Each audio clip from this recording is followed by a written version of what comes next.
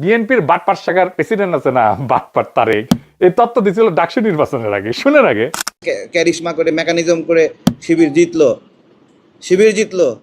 আমি বলতেছি যে শিবির জিতলে ঢাকা বিশ্ববিদ্যালয়ের কোনো ছাত্র সংগঠন এটাকে মানবে না, কেউ মানবে না। এই নির্বাচন বাতিল হয়ে যাবে, কারণ এটা গ্রহণযোগ্য না। এটা বাংলাদেশের সাথে সাংঘর্ষিক, ডাকসুর সাথে সাংঘর্ষিক। নির্বাচন দাঁড়াতে পারে সব কইরা, কিন্তু জিতলে কেউ মানবে না।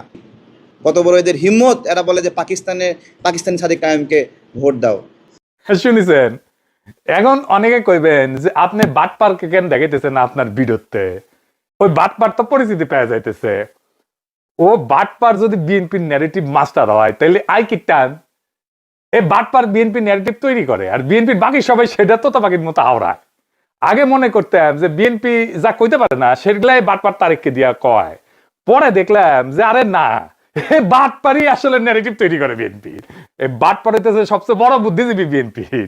ওই আগে ন্যারেটিভ তৈরি করে বিএনপি, তারপরে বিএনপির অন্যগুলা জামাই কোটের বুদ্ধিজীবী সহ সবাই যেটা ফলো করে। কি দুরবস্থা বিএনপির।